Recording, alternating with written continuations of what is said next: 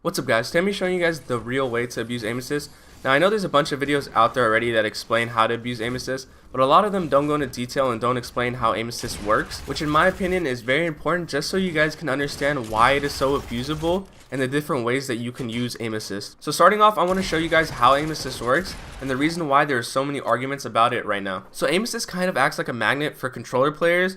So the way it works is if your crosshair is placed near an enemy, it doesn't matter if you're aim down sights or not, there's going to be a magnetic pull towards that enemy to help you get shots on them. However, that magnetic pull increases a lot when aiming down sights with any weapon. And this is the section where abusing aim assist comes into play. Now, the way abusing aim assist works is using that magnetic pull to your advantage. And the way you do that is to constantly be releasing your aim down sights button while shooting your gun. Now, the reason why this is so effective is because whenever you aim down sights, your aim assist gets a massive boost and helps you track down enemies a lot better. So when you start spamming your aim down sight button, you're constantly resetting that aim assist buff, which pretty much makes you track your enemies. The way that I like to use aim assist, especially when using assault rifles, is I spam my ADS button, but in between my spams I kind of give it a second to reset so I can get one solid reset in with my recoil as well, and then I'll start abusing it again. Now, although the concept of using aim assist is very simple, you could just say that all you have to do is spam your left trigger and then shoot, or spam whatever you have your ADS button to be. But the thing is, to learn how to abuse aim assist to its full potential, it's not really that simple. There's a couple of other things to take into account when trying to learn how to use aim assist to its full potential. They're not that hard to learn either. It's just the fact that a lot of people seem to think that spamming their L2 button is going to solve all of their problems when that's not the case. Other things that can help you use aim assist to its full potential and just help your accuracy in general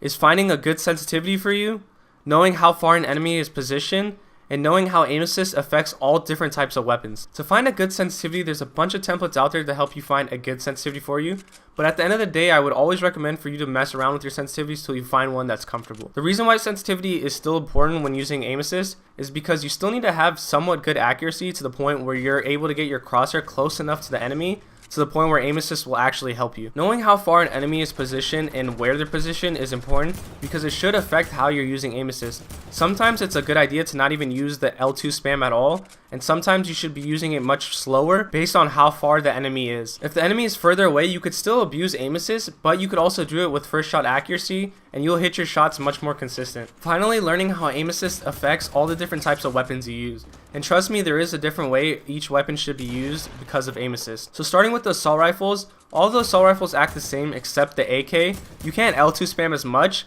You have to do it a little bit slower, but trust me, it is a much more effective gun to use in my opinion. It is much stronger, and the reason why a lot of people don't pick it up is because of the bloom. But if you know how to use aim assist effectively, the bloom shouldn't really be a problem. And the amount of damage that this gun outputs makes it the best assault rifle in my opinion on console. Next, we have the shotguns, and all the shotguns are relatively the same when using aim assist. And if you want a much more explained version, you could go on my channel and I have a shotgun tutorial which goes much more in depth with shotguns.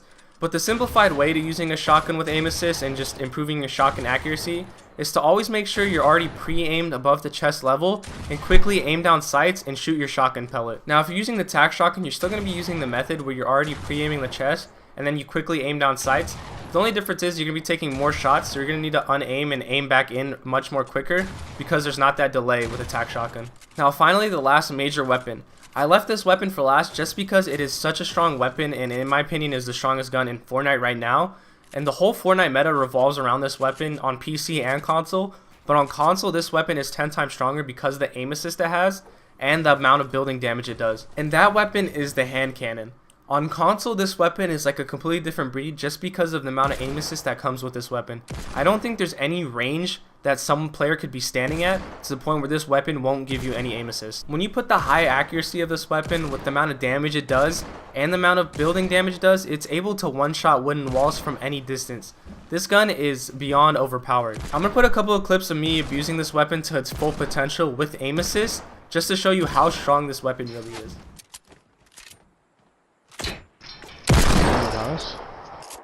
That's nutty.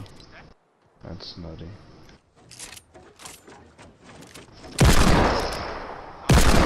Damn. No way you're on this.